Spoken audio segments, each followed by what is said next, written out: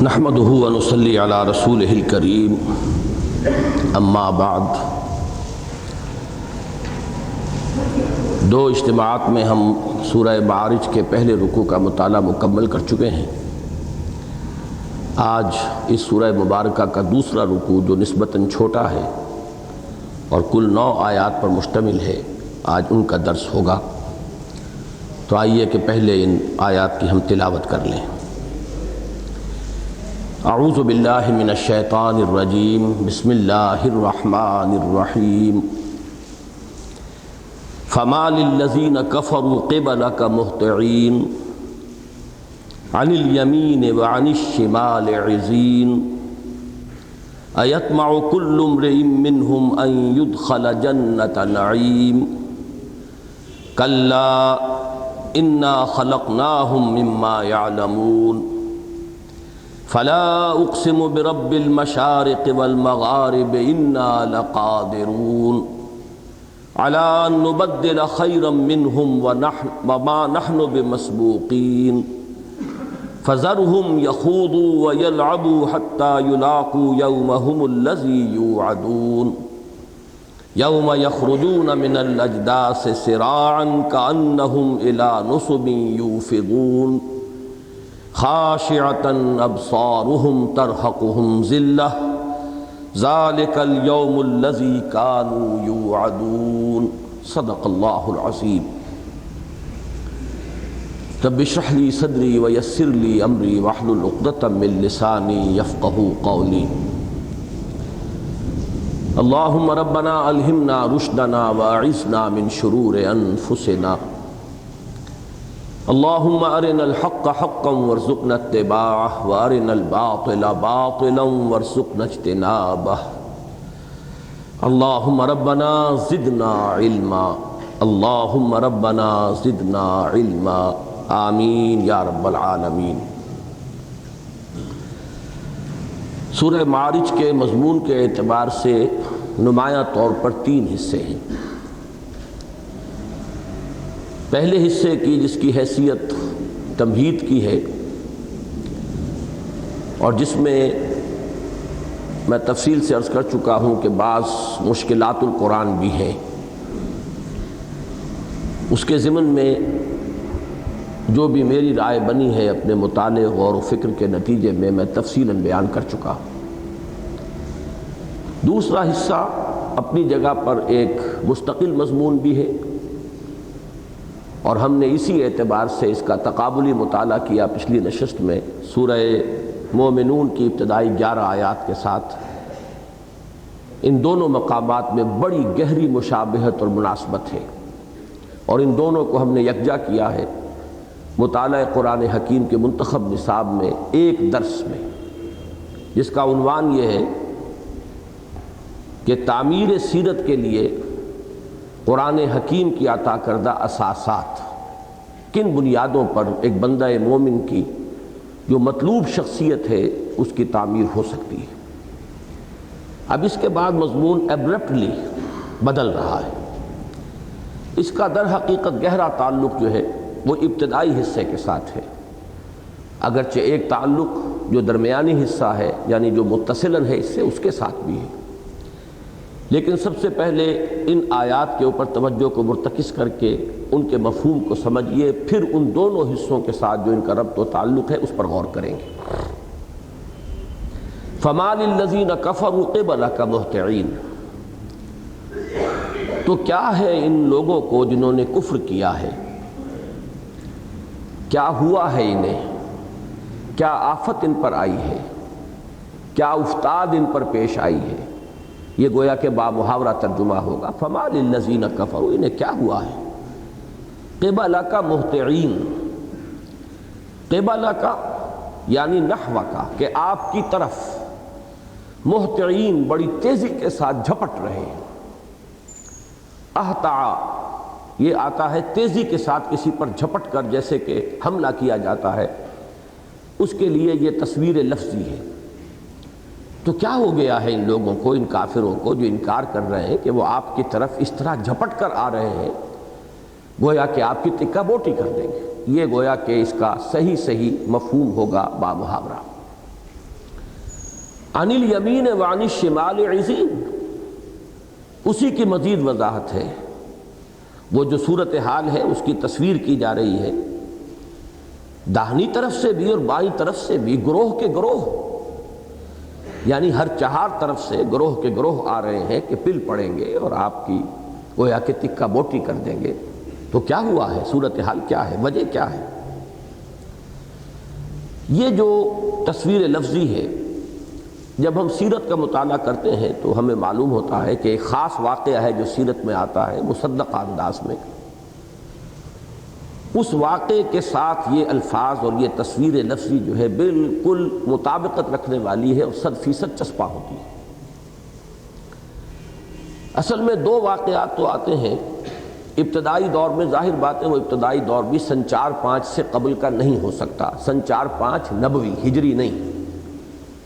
اس لیے کہ حضور صلی اللہ علیہ وسلم کی دعوت ابتدائی 3 برس وہ علل اعلان نہیں تھی، وہ پرسنل کانٹیکٹ کے ذریعے سے اندر ہی اندر وہ دعوت پھیل رہی تھی، اور ابھی اہل مکہ کو کوئی اندیشہ لاحق نہیں ہوا تھا، کوئی خطرے کا احساس نہیں ہوا تھا کہ ہماری روایات یا ہماری تہذیب یا ہمارا تمدن یا ہمارے عقائد کو کوئی بہت بڑا خطرہ لاحق ہو گیا ہے، لہذا کوئی پرسیکیوشن نہیں تھی۔ عام جو مسلمان جو ایمان لائے تھے ان کی تو سرے سے کوئی پرسیکیوشن پہلے 3 سالوں میں نہیں ہوئی، حضور کی ہوئی ہے لیکن زبانی، مجنون ہے، دماغ خراب ہو گیا ہے، شاید جن کا آسیب ہو گیا ہے، آسیب کا سایہ ہو گیا ہے، شاعر ہے، خامخواہ کو دھونس جما رہے ہیں، بلکہ کبھی بہت ہی ازراہ ترحم یہ بھی کہا جاتا تھا کہ مسحور ہو گئے ہیں، شاید کسی نے جادو کر دیا ہے، کسی آسیب کا سایہ ہو گیا ہے، وغیرہ وغیرہ۔ ظاہر بات ہے کہ اس سے حضور کو تکلیف پہنچتی تھی، کوفت ہوتی تھی۔ وَلَقَدْ نَعْلَمُ أَنَّكَ يَضِيقُ صَدْرُكَ بِمَا يَقُولُونَ، ہمیں خوب معلوم ہے اے نبی کہ جو کچھ یہ کہہ رہے ہیں اس سے آپ کا سینہ بھجتا ہے، آپ کو کوفت ہوتی ہے، آپ کو تکلیف پہنچتی ہے۔ یہ تو سورہ حجر کے آخر میں آیات آئی ہیں، اور اس سلسلے میں ہم سورہ نون کے اندر پڑھ چکے ہیں، سورۃ القلم یا سورۃ نون، اس کا آغاز اس سے ہوا، نون والقلم وما یسطرون ما انت بنعمت ربک بمجنون وان لک لاجرا غیر ممنون وانک لعلی خلق عظیم فستبصر ویبصرون بایکم المفتون۔ تو پہلا دور تو یہ سمجھیے کہ حضور کی پرسیکیوشن جو ہے وہ وربل تھی، زبانی، کیریکٹر ایسیسینیشن کی کوشش، آپ کی قوت ارادی کو کچلنے کی کوشش، جیسے کہ سورہ نون کے اختتام پر آیا ہے لَيُزْلِقُونَكَ بِأَبْصَارِهِمْ لَمَّا سَمِعُوا الذِّكْرَ، یہ تو آپ کو ایسی نگاہوں سے دیکھ رہے ہیں کہ جیسے کھا جائیں گے، یا یہ کہ آپ کو اپنے نگاہوں کے اثر سے آپ کو پھسلا دیں گے، ڈگمگا دیں گے، آپ کے پائے ثبات میں لغزش پیدا کر دیں گے۔ دوسرا دور وہ آتا ہے کہ جو سن 4 سے جس کا آغاز ہوتا ہے، جس میں فزیکل پرسیکیوشن صحابہ کرام کی اور خصوصاً نوجوانوں کی اور غلاموں کی تو شدت کے ساتھ شروع ہوئی۔ حضور پر بھی اس دور میں چند واقعات ہمیں ملتے ہیں کہ دست درازی ہوئی ہے۔ 2 واقعات تو ایسے ہیں کہ جن میں وہ ایک تنہا ایک شخص کا ذاتی فعل ہے، ابو جہل کا، کہ حضور صلی اللہ علیہ وسلم نماز پڑھ رہے ہیں صحن کعبہ میں، اور ابو جہل اپنے پرے کو لے کر اپنی پارٹی اور اپنی جو بھی اس کی مجلس کے مستقل شریک ہوتے تھے ان کو لے کر بیٹھا ہوا ہے۔ دور سے دیکھا کہ محمد صلی اللہ علیہ وسلم نماز پڑھ رہے ہیں، تو اس نے ایک مرتبہ تو خود آ کر اپنی چادر کو بل دے کر ایک رسی کی صورت دی اور حضور کی گردن مبارک میں پھندے کی شکل میں ڈال کر اسے کھینچا کہ جس سے آپ کی آنکھیں ابل پڑیں۔ ظاہر بات ہے کہ تفصیل مزید ہمارے پاس نہیں ہے، ظاہر ہے کچھ لوگوں نے روکا ہوگا، کیا کر رہے ہیں۔ دوسرا واقعہ اسی نوعیت کا ہے، آپ نماز پڑھ رہے تھے اور ابو جہل اسی طرح اپنے جو بھی اس کے جلیس تھے، اس کے صحبت میں بیٹھنے والے، ان کے ساتھ موجود تھا۔ دور سے دیکھا کہ حضور نماز پڑھ رہے ہیں، تو انہوں نے کہا کہ کوئی ہے جو جائے اور فلاں جگہ پر فلاں قبیلے کے ہاں ایک اونٹ آج ذبح ہوا ہے، اس کی اوجڑی اٹھا لائے۔ تو یہ عقبہ ابن ابی معیط بدبخت اٹھا ہے، جا کے لے کر آیا ہے، اور جب حضور سجدے میں گئے ہیں تو آپ کی گردن پر شانے پر رکھ دی۔ اب اونٹ کی اوجڑی کا تصور کیجئے، اس کی وزن کا تصور کیجئے کہ حضور صلی اللہ علیہ وسلم اب اپنا گردن نہیں اٹھا پا رہے ہیں، سر نہیں اٹھا پا رہے ہیں سجدے سے۔ یہ دو واقعات تو کسی ہجوم کا نقشہ نہیں کھینچتے، بلکہ یہ کہ یہ ایک بدبخت اور شقی انسان کا اپنا ایک ذاتی سا فعل معلوم ہوتا ہے۔ لیکن ایک واقعہ جو آتا ہے وہ ہے کہ حضور صلی اللہ علیہ وسلم پر ہجوم ہوا ہے، لوگ پل پڑے ہیں اور گویا کو آپ کو ختم کرنے کے درپے تھے، شہید کرنے کے درپے تھے، کہ حضرت ابو بکر کو خبر ہو گئی۔ وہ دوڑتے ہوئے آئے ہیں اور انہوں نے وہ الفاظ کہے، مشہور الفاظ جو وہ مومن آل موسیٰ نے، آل فرعون نے کہے تھے حضرت موسیٰ علیہ السلام کے بارے میں، اتقتلون رجلا ان یقول ربی اللہ، کیا کر رہے ہو؟ کیا ایک شخص کو، ایک انسان کو صرف اس جرم کی پاداش میں قتل کرنے کے درپے ہو کہ وہ کہتا ہے کہ میرا رب اللہ ہے؟ تو ہوا پھر یہ کہ لوگوں نے حضور کو تو چھوڑ دیا، کچھ خیال آ گیا ہوگا۔ اصل میں جب آدمی اس طرح سے حملہ آور ہوتا ہے تو جذبات میں اندھا ہو گیا ہوتا ہے، لیکن جیسے ہی حضرت ابو بکر نے اپنی طرف متوجہ کیا، انہیں ہوش آئی ہوگی کہ یہ ہم کیا کر رہے ہیں۔ بہرحال ان کا خاندان ان کی پشت پر ہے،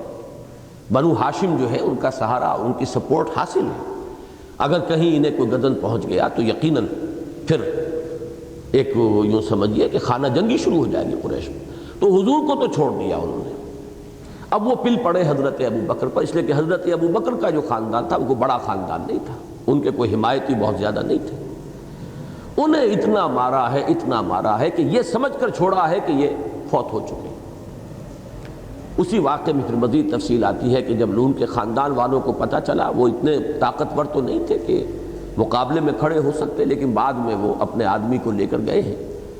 بے ہوش تھے حضرت ابو بکر،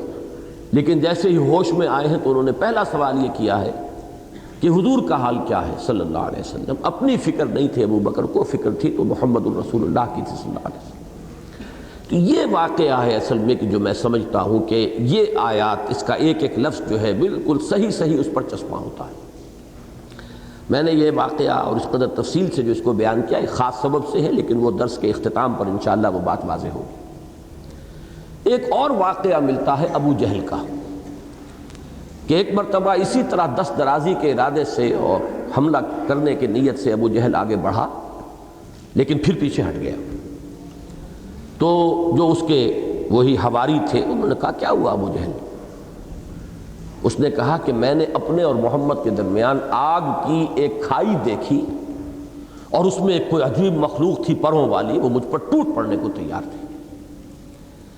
یہ گویا کہ اللہ تعالیٰ کی طرف سے ایک اسپیشل پروٹیکشن ہے کہ جو حضور صلی اللہ علیہ وسلم کو اب شروع ہو گئی۔ یہ میں نے کئی مرتبہ بیان کیا ہے اور بیان بھی کیا ہے، اس اعتبار سے نہیں کہ وہ میری اپنی ذہنی اوپچ ہے یا میرا اپنا خیال ہے، بلکہ یہ مولانا سید مناظر حسین احسن گیلانی رحمۃ اللہ علیہ کا خیال ہے، جو مجھے 100% درست معلوم ہوتا ہے، کہ در حقیقت یوم طائف کے بعد یہ شکل ہوئی ہے۔ یوم طائف تک گویا کہ اللہ نے اپنے رسول کو کفار کے حوالے کر رکھا تھا کہ جس طرح چاہو ان کے صبر کا امتحان لے لو،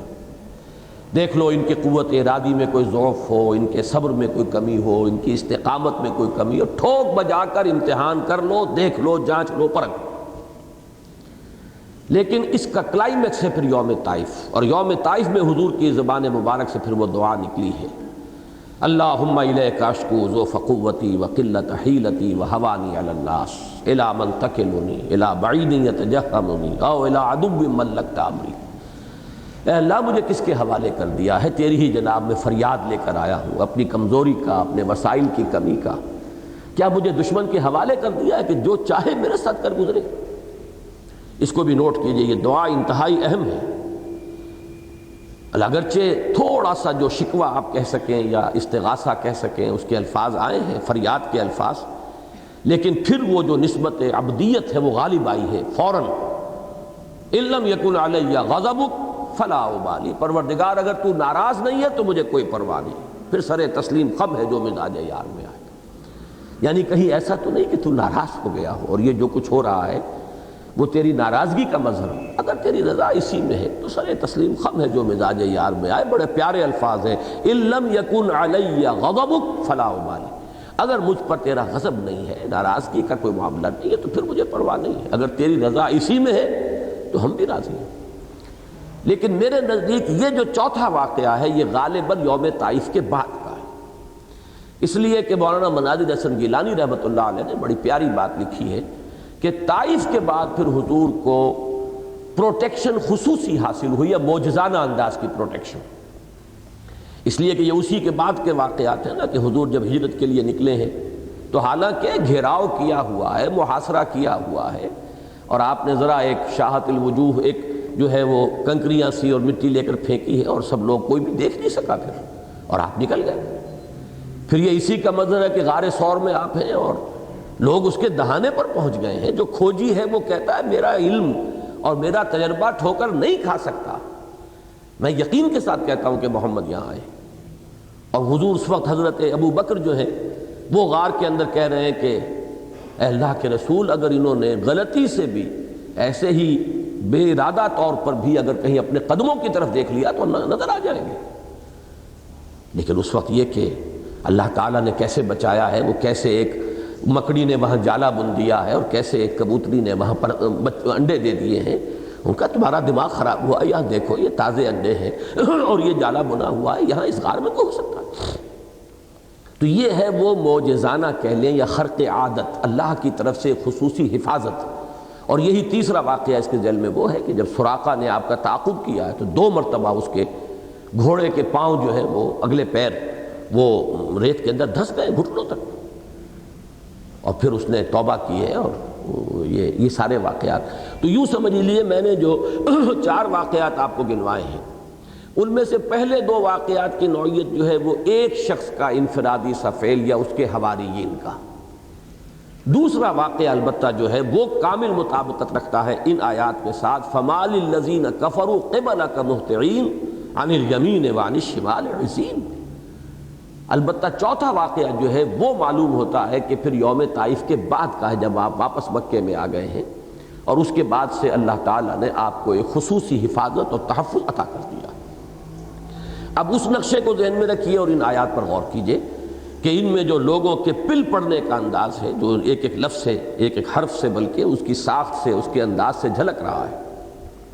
سوال ہو رہا ہے کہ ایسا کیوں ہے؟ اَيَطْمَعُ كُلُّ امْرِئٍ مِّنْهُمْ أَن يُدْخَلَ جَنَّةَ نَعِيمٍ،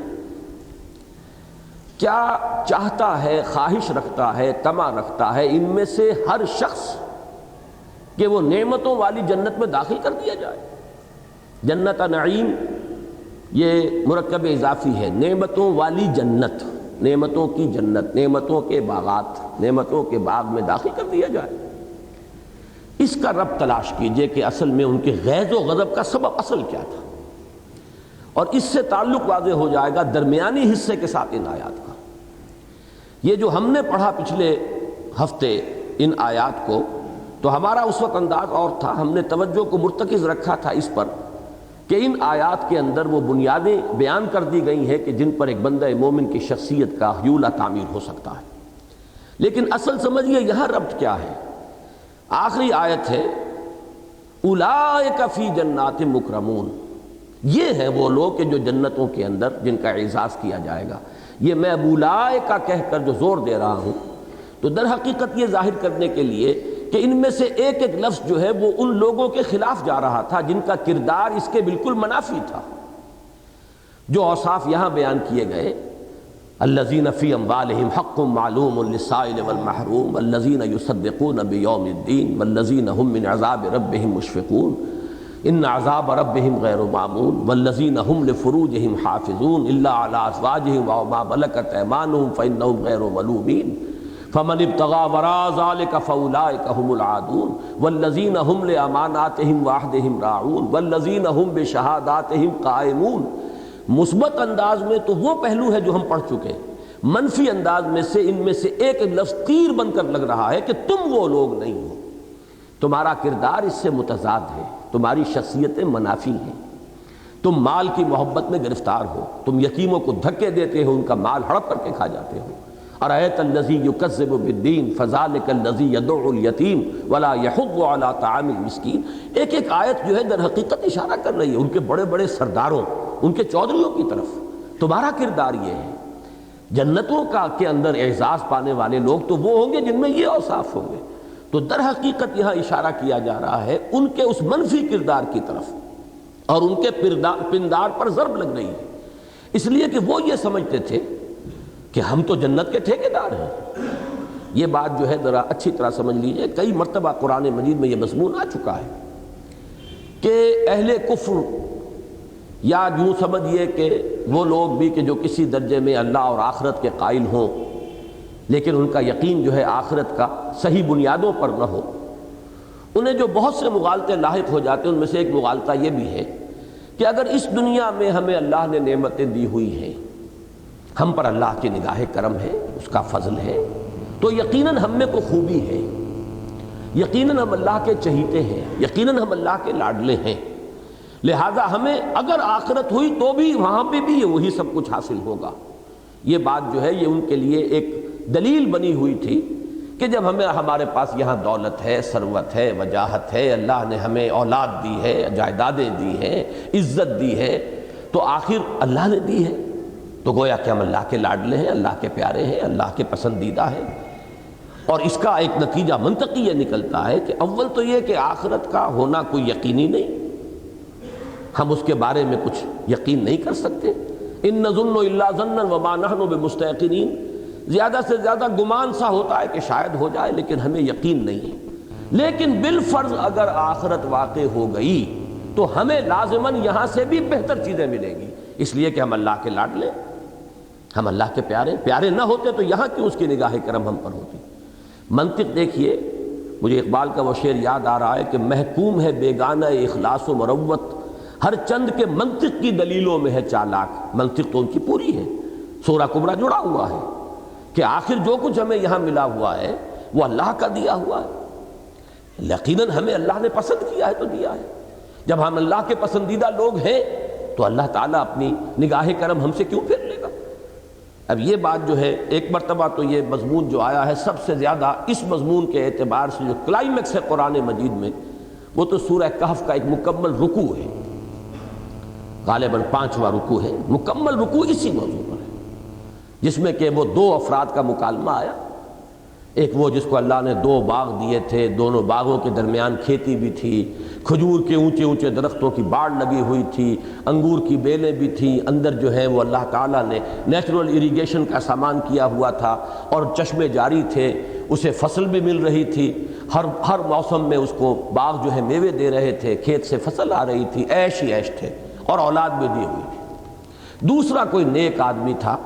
اور وہ اسے تلقین کر رہا تھا کہ اپنے اللہ کا حق مانو اور ان چیزوں میں سے جو بھی حق اللہ کا بنتا ہے اسے دو، اسے یاد رکھو۔ پھر جو ان کا مکالمہ آیا ہے اس کا یہ جو جملہ ہے وہ نوٹ کیجئے، وَلَئِن رُدِدتُّ إِلَىٰ رَبِّي، اول تو یہ کہ وَمَا أَظُنُّ السَّاعَةَ قَائِمَةً، میرا گمان نہیں ہے کوئی قیامت ویامت ہوگی، مجھے تو ڈھکوسلا سا لگتا ہے، ایک ایسا ہی خیال ہے، شاید ہو جائے، چلیے، لیکن وَلَئِن رُدِدتُّ إِلَىٰ رَبِّي لَأَجِدَنَّ خَيْرًا مِّنْهَا مُنْقَلَبًا، اگر میں اپنے رب کی طرف لوٹا ہی دیا گیا، اب یہاں پر بریکٹ میں لے آئیے، اگر بالفرض تم کہتے ہو، تمہاری بات اگر میں مان ہی لوں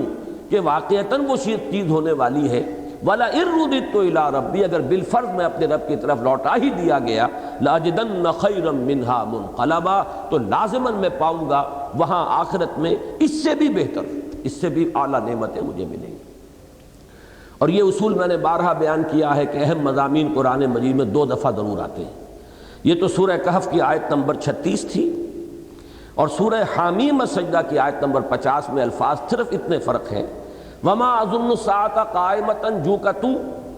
وَلَئِن رُجِعْتُ إِلَىٰ رَبِّي، رُدِدتُّ کی بجائے رُجِعْتُ، اگر میں بالفرض اپنے رب کی طرف لوٹا ہی دیا گیا،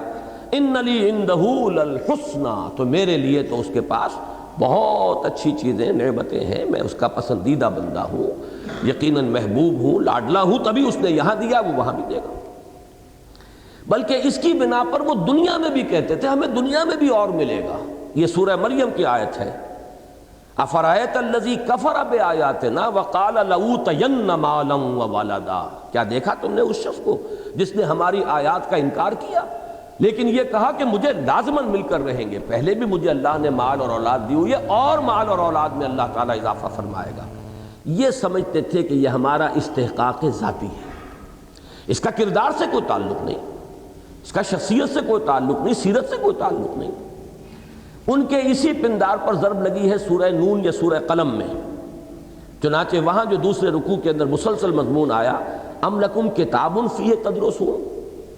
تم نے تو یہ ڈھکوسلے گھڑ لیے ہیں اور یہ یقین تمہیں اس درجے میں حاصل ہے، کیا تمہارے پاس کوئی آسمانی کتاب ہے جس میں یہ لکھا ہوا ہو، اس میں تم پڑھ رہے ہو؟ ام لکم کتاب فیہ تدرسون ان لکم فیہ لما تخیرون، کیا اس کتاب میں یہ تمہارے لیے ضمانت دے دی گئی ہے کہ تمہیں وہ سب کچھ مل جائے گا جو تم خود چاہو گے، جو خود چوز کرو گے، جسے خود پسند کرو گے؟ ام لکم ایمان علینا بالغۃ الی یوم القیامہ، کیا کوئی قسم ہے تمہاری ہمارے ذمے، یعنی ہم سے تم نے کوئی عہد لیا ہوا ہے اور ہم نے قسم کھا کر تم سے کوئی عہد کیا ہوا ہے الی یوم القیامۃ ان لکم لما تحکمون، کہ جو تم فیصلہ کرو گے وہی تمہیں عطا کر دیا جائے گا۔ سلہم ایہم بذالک زعیم، اے نبی ان سے پوچھئے کون ہے کہ جو اس کی ذمہ داری لینے کو تیار ہو۔ یہ ہے در حقیقت جب اس پورے پس منظر کو آپ دیکھیں گے تو اب ان آیات میں سے ایک ایک جو ہے وہ گویا کہ ان کے خلاف تیر ہے جو نکل رہا ہے قرآن مجید کی کمان سے، کہ جنت تو ان کا حق ہے۔ تم اپنی شخصیتوں کو دیکھو، اپنی سیرت کو دیکھو، اپنے کردار کو دیکھو، گویا کہ ان میں سے ہر آیت ان کے لیے ایک تان ہے، ایک طنز ہے، ان کی طرف ایک تعریض ہے، ان کے اوپر ایک تیر کے مانند جا کر لگ رہی ہے۔ یہی وجہ ہے کہ اس کے رد عمل کے طور پر اب وہ ہجوم کر کے آئے ہیں، غصے کے اندر ٹوٹ پڑے ہیں، تکہ بوٹی کرنے کے لیے جو ہے وہ آمادہ ہو گئے ہیں۔ فَمَا لِلَّذِينَ كَفَرُوا قِبَلَكَ مُهْطِعِينَ عَنِ الْيَمِينِ وَعَنِ الشِّمَالِ عِزِينَ أَيَطْمَعُ كُلُّ امْرِئٍ مِّنْهُمْ أَن يُدْخَلَ جَنَّةَ نَعِيمٍ كَلَّا إِنَّا خَلَقْنَاهُمْ مِمَّا يَعْلَمُونَ۔ اس سے پہلے کہ ہم اس سے آگے بڑھیں، یہ دو ہم نے جو آیات پڑھی ہیں، 3 آیتیں، ان کے حوالے سے جو میں نے اس سورہ مبارکہ کی ابتدائی آیات کے بارے میں رائے ظاہر کی تھی، اس پر ایک مرتبہ دوبارہ نظر ڈال لیجیے۔ سأل سائل بعذاب واقع، اس میں نے عرض کیا تھا کہ اس کے بہت سے مفہوم لیے گئے ہیں۔ مثلا ایک یہ بھی ہے کہ یہ سأل نہیں ہے، سالہ ہے، چونکہ آپ کو معلوم ہے کہ اوریجنل جو مصحف تھا، حضرت عثمان رضی اللہ تعالیٰ عنہ نے بھی جو مصحف مرتب کروائے تھے ان میں بھی زیر زبر نہیں تھے،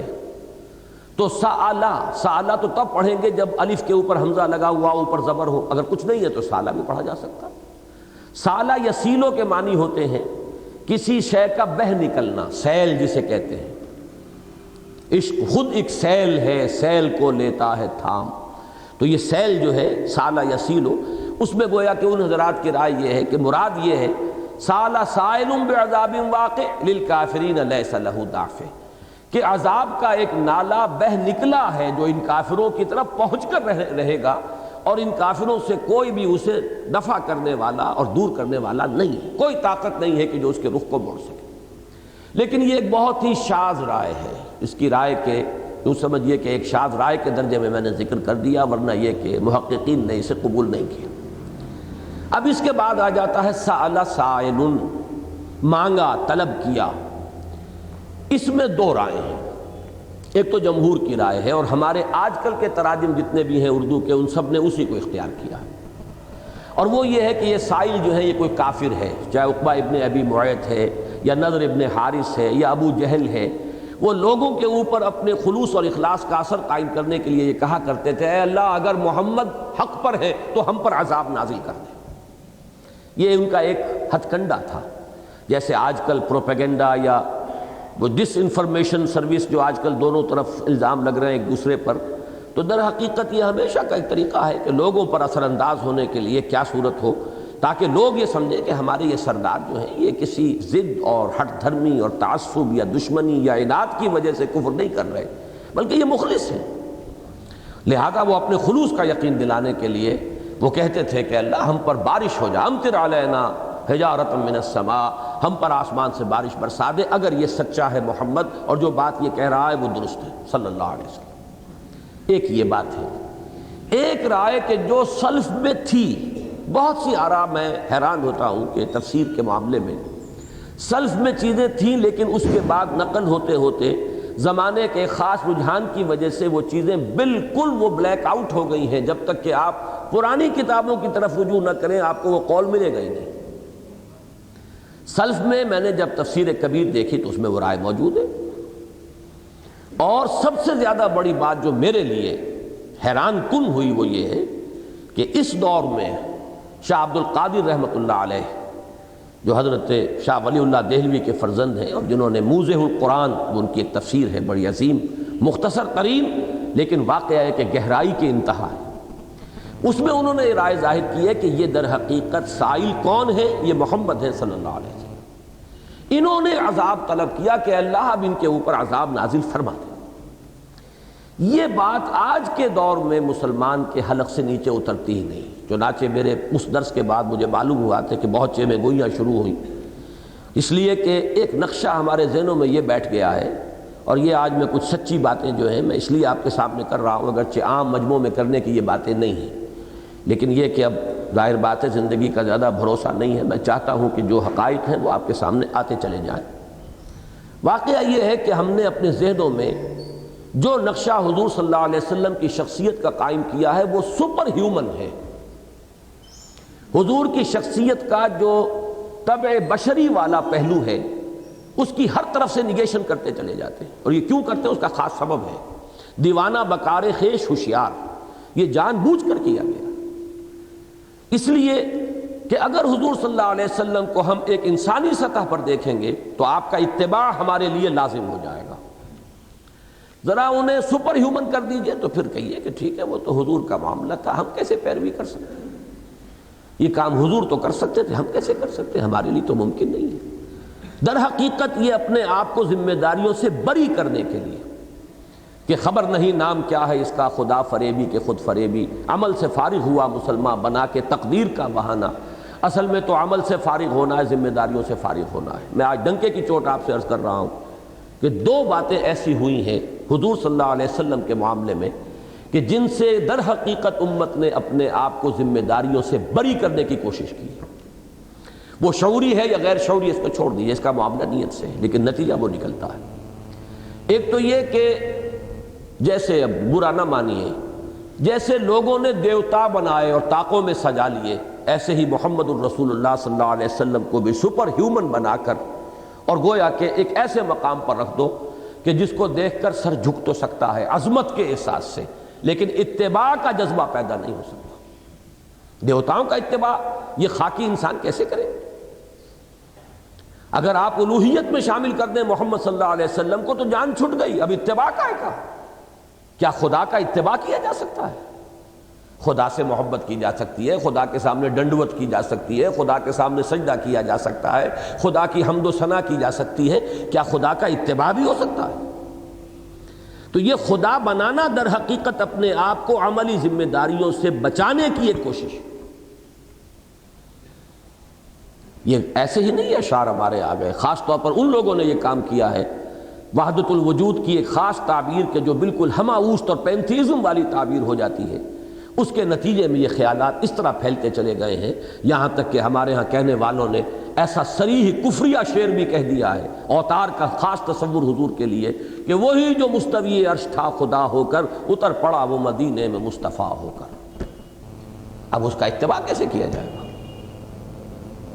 پیروی کیسے کی جائے گی؟ ان کے نقش قدم پر چلنا، توبہ کرو توبہ کرو توبہ کرو، کہاں ممکن ہے؟ دوسری بات، اور میں نے جب پڑھی یہ ڈاکٹر برہان احمد فاروقی صاحب کی کتاب منہاج القرآن تو میں واقعتاً متاثر ہوا ان کی ایک بات سے اور ان کی جرأت سے کہ انہوں نے یہ بات کہی۔ انہیں یہ جرأت کرنا اس لیے آسان بھی ہے کہ وہ کوئی پبلک کے آدمی ہے نہیں، ایک مفکر اپنی کتاب میں جو لکھ دے اکثر و بیشتر کو تو پتہ بھی نہیں چلا کیا لکھ گئے ہیں۔ ایک بڑی پیاری بات انہوں نے کہی ہے، اور اس کو کہنا جو ہے بہرحال مسلمانوں میں جو بھی اس وقت ایک کیفیت ہے اس کے اعتبار سے یقیناً ایک بڑی جرأت کا کام ہے۔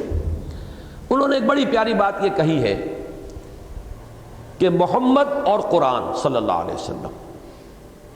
یہ بات میں نے بھی بہت مرتبہ آپ سے کہی ہے، جو ان کی بات ہے وہ بعد میں بتاؤں گا، لیکن میرا یہ مستقل فلسفہ سورہ طلاق میں جب یہ آیت آئی تھی تو میں نے اس وقت بھی بیان کیا تھا کہ در حقیقت رسول اور کتاب یہ دونوں مل کر ایک وحدت بن جاتے ہیں، ایک شے ہے، انسیپریبل۔ کام جو کچھ ہوا وہ رسول اور کتاب کے اس مجموعے نے کیا ہے۔ کتاب اور اس کا معلم، یہ ہے اصل شے جس میں قوت ہے، تاثیر ہے، طاقت ہے، اثر انگیزی ہے، وہ ہے رسول جمع کتاب۔ دو مقامات قرآن مجید کے ایسے ہیں، مثلا سورہ بینہ، لم یکن الذین کفروا من اہل الکتاب والمشرکین منفکین حتی تأتیہم البینہ، یہ لوگ جنہوں نے کفر کیا اہل کتاب میں سے اور مشرکین میں سے، یہ باز آنے والے نہیں تھے جب تک کہ بینہ نہ آ جاتی۔ اور بینہ کیا ہے؟ رسول من اللہ یتلو صحفا مطہرۃ فیہا کتب قیمہ۔ یہ بینہ کی تشریح ہو رہی ہے۔ بینہ دو چیزوں سے مل کر بنی ہے، اللہ کی طرف سے رسول صلی اللہ علیہ وسلم جو پڑھتے ہوئے آئے ہیں، یتلو صحفا مطہرۃ فیہا کتب قیمہ، ایسے صحیفے پاکیزہ جن میں اللہ کی کتاب درج ہے۔ تو کتاب اور اس کا معلم رسول اور قرآن، کتاب محمد اور قرآن صلی اللہ علیہ وسلم دونوں مل کر بینہ بنے۔ پھر دہرا رہا ہوں اپنے اس اصول کو کہ قرآن مجید میں اہم مضامین دو دفعہ ضرور آتے ہیں، چنانچہ زیادہ عرصہ نہیں ہوا سورہ طلاق میں ہم نے وہ آیت پڑھی،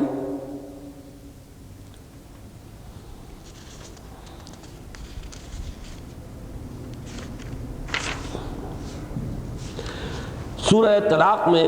قد انزل اللہ الیکم ذکرا، لوگو اللہ نے تمہاری طرف ذکر نازل کر دیا ہے، اور ذکر کیا ہے؟ رسولا یتلو علیکم آیات اللہ مبینات لیخرج الذین آمنوا وعملوا الصالحات من الظلمات الی النور۔ جیسے بینہ میں بھی بریکٹ کیا، رسول من اللہ یتلو صحفا مطہرۃ فیہا کتب قیمہ، یہاں ذکرہ میں بریکٹ کیا ہے رسولا یتلو علیکم آیات اللہ مبینات، ایک رسول جو تمہیں پڑھ کر سنا رہا ہے اللہ کی روشن آیات، واضح کر دینے والی آیات جو نکالتے ہیں تاکہ نکالے تمہیں ان لوگوں کو جو ایمان لائیں اور نیک عمل کریں، ان کو اندھیروں سے روشنی کی طرف۔ یہ جو ایک مرکب ہے رسول اور کتاب، ان میں سے رسول کی شخصیت پر جتنا اوور ایمفیسس ہوا ہے، قرآن کی ہے اہمیت اتنی ہی گھٹتی چلی گئی۔ اب اس کو بالکل ریاضی کے اصول کی حیثیت سے سمجھیے، ایک مرکب ہے، اس کے دو اجزاء۔ اس مرکب کے لیے وہ بات بھی نوٹ کر لیجئے کہ حضرت عائشہ صدیقہ رضی اللہ تعالی عنہا نے فرمایا، حضور کی سیرت کیا تھی؟ قرآن۔ جب آپ سے یہ فرمائش کی گئی ہمیں سیرت سنائیے، تو پلٹ کر سوال کیا ام المومنین الستم تقرؤون القرآن، کیا آپ لوگ قرآن نہیں پڑھتے؟ پھر انہوں نے وضاحت کی کہ ام المومنین ہم نے آپ سے سیرت کی فرمائش کی ہے، قرآن تو ہم پڑھتے ہیں۔ تو فرمایا کان خلقہ القرآن، در حقیقت یہ قرآن مجسم ہے، یہ قرآن مصحف کی شکل میں ہے، یہ قرآن متلو ہے، وہ قرآن مجسم، دونوں چیزیں مل کر ایک وحدت بنتی۔ اس وحدت میں جب رسول کے مقام کو زیادہ ایمفیسائز کر دیں گے تو قرآن کا مقام خود بخود نیچے چلا جائے گا۔ نتیجہ کیا نکلا؟ اب رسول تو ہم میں موجود ہے نہیں، اب تو اگر ہے تو قرآن ہے نا، لہذا جو کام رسول نے قرآن کے ذریعے سے اس وقت کیا، اب ہم کیسے کریں جبکہ رسول نہیں ہے؟ لہذا ہاتھ پر ہاتھ دھرے منتظر فردا ہے پوری امت، کوئی آئے گا آنے والا، کوئی مہدی آئے گا، کوئی مسیح کا نزول ہوگا، تب کام ہوگا، یہ عام لوگوں کے کرنے کے کام تو نہیں۔ یہ بات ہے کہ جو کہی ہے ڈاکٹر برہان احمد فاروقی نے کہ در حقیقت حضور کی شخصیت پر جتنا زیادہ زور دیا گیا، جتنی اہمیت اس کی بڑھائی گئی، اس کے نتیجے میں پروپورشنیٹلی قرآن کی اہمیت، قرآن کی اثر انگیزی جو ہے اس پر سے لوگوں کا اعتماد اور یقین ہٹتا چلا گیا۔ یہی وجہ ہے کہ ہم بالکل بے یار و مددگار ہیں، حالانکہ حضور نے اپنے آخری خطبے کے اندر خطبہ حجۃ الوداع میں یہی فرمایا تھا، میں جا رہا ہوں لیکن قد ترکت فیکم ما ان اعتصمتم بہ لن تضلوا ابدا، کتاب اللہ، میں جا رہا ہوں لیکن میں چھوڑ کر جا رہا ہوں تمہارے مابین وہ شے کہ اگر اس کو مضبوطی سے تھامے رکھو گے کبھی گمراہ نہیں ہو۔ ظاہر بات ہے کہ جب شکل وہ بن گئی تو دو صورتوں میں در حقیقت ہم نے حضور صلی اللہ علیہ وسلم کی شخصیت کو سپر ہیومن بنا کر ایک طرف تو ایک دیوتا کی شکل دے دی تاکہ اتباع کا سوال ہی پیدا نہ ہو، دوسری طرف آپ نے جو عظیم کام کر کے دکھایا، اور میں اسی لیے سیرت کی تقاریر میں ایمفیسائز کیا کرتا ہوں کہ آپ کی یہ پوری جد و جہد زمین پر ہوئی ہے، قدم بقدم چل کر ہوئی ہے، ساری تکلیفیں جھیل کر ہوئی ہے، مصیبتیں برداشت کر کے ہوئی ہے، فاقے بھی آئے ہیں، پتھراؤ بھی ہوا ہے، 3 برس کی محصوری بھی کہیے، اسیری کہیے، سب کچھ ہوا ہے۔ اور آپ نے اس یوں سمجھیے کہ عالم اسباب میں ان اسباب ہی کو استعمال کر کے انقلاب برپا کر کے دکھایا ہے، اور آپ کا سب سے بڑا معجزہ، آپ کا سب سے بڑا ہتھیار، آپ کا سب سے بڑا اعلیٰ انقلاب قرآن مجید ہے، وہ آپ نے امت کے حوالے کیا ہے، اس لیے کہ امت ختم نبوت کے بعد اب ذمہ دار ہے اس پورے کام کی جو حضور کے ذمہ تھا۔ دین کی تبلیغ ذمہ داری ہے امت کی، دین کو قائم کرنا ذمہ داری ہے امت کی۔ لہذا جو اصل قوت تسخیر محمد رسول اللہ کے ہاتھ میں تھی، آپ کا جو سب سے بڑا معجزہ تھا، وہ امت کے حوالے کیا ہے کہ یہ تمہیں میں دے کر جا رہا ہوں، بے یار و مددگار چھوڑ کر نہیں جا رہا ہوں۔ اس وجہ سے ہمارے اکثر لوگوں کے ذہنوں میں یہ بات جو ہے کھلبلی مچا دیتی ہے کہ کیا حضور کبھی بد دعا بھی کر سکتے ہیں؟ ہم نے اپنے ذہنوں میں نقشہ یہ جما رکھا ہے کہ مجال نہیں، حضور تو کبھی بد دعا کر ہی نہیں سکتے، معاذ اللہ۔ حالانکہ ذرا سوچئے، حضور کی ایک بد دعا کا ذکر قرآن مجید میں سورہ آل عمران میں موجود ہے۔ آخر جب آپ پر وہ ہجوم ہوا ہے اور جب چاروں طرف سے آپ پر گھیراؤ ہوا ہے اور جب آپ پر وار ہوا ہے اور دندان مبارک شہید ہوئے ہیں اور خون کا فوارہ چھوٹا ہے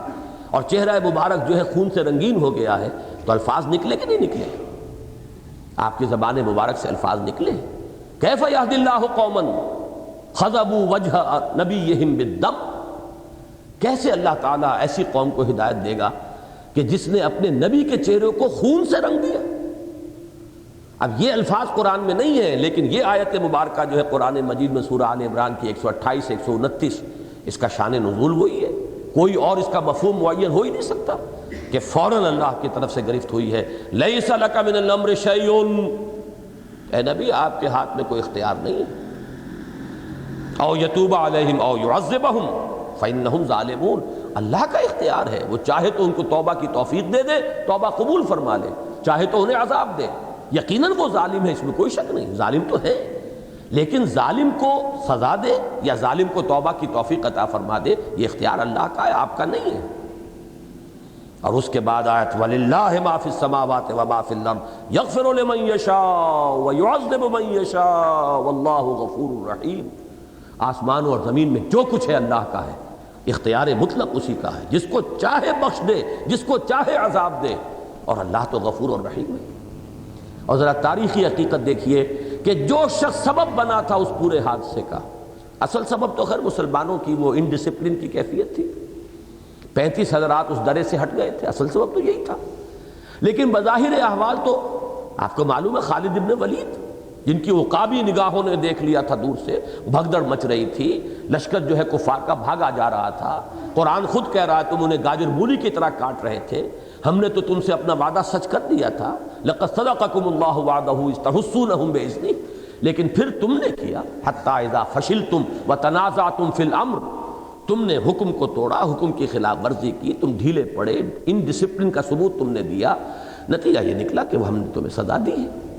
لیکن جو شخص عالم اسباب میں اس کا ذریعہ بنا ہے وہ خالد ابن ولید، جو دور سے وہ عقابی نگاہ سے اس نے تاڑ لیا کہ وہ درہ اس وقت خالی ہے، یا صرف 15 رہ گئے آدمی، اس نے ایک لمبا چکر دیا ہے اپنے، چونکہ کیولری جو تھی رسالے کے انچارج وہی تھے، کمانڈر تھے، انہوں نے وہ گھیرا ڈال کر جو حملہ کیا، تو پھر جو نقشہ جمع ہے وہ سیرت کی کتابوں میں آپ نے پڑھا، جو بھگدڑ مچی ہے، اور حضور کے بارے میں یہ بھی افواہ اڑ گئی کہ آپ شہید ہو گئے، مصعب بن عمیر اور حمزہ رضی اللہ تعالیٰ عنہما جیسی عظیم شخصیتیں شہید ہوئیں، 70 صحابہ شہید ہوئے، یہ سب کچھ ہوا۔ تو یہ آیت ذہن میں رکھیے، اس وقت حضور کی زبان مبارک سے وہ الفاظ نکلے ہیں، کیف یہدی اللہ قوما، کیسے ہدایت دے گا اللہ تعالیٰ کسی قوم کو، خضبوا وجہ نبیہم بالدم، جس نے کہ اپنے نبی کا چہرہ خون سے رنگ دیا، لیس لک من الامر شیء، آپ کے لیے کوئی حصہ اختیار میں سے نہیں ہے۔ الفاظ بہت ہی سمجھیے کہ کیٹیگوریکل ہے، کوئی حصہ نہیں ہے آپ کا اختیار۔ یہی بات ہے جو حضور صلی اللہ علیہ وسلم بھی فرمایا کرتے تھے، اگر کسی نے ذرا کہہ دیا ویسے ہی کہ ما شاء اللہ وما شئت، جو اللہ چاہے اور آپ چاہیں، تو حضور فوراً پکڑ لیتے تھے، اجعلتنی ندا للہ، کیا تم نے مجھے اللہ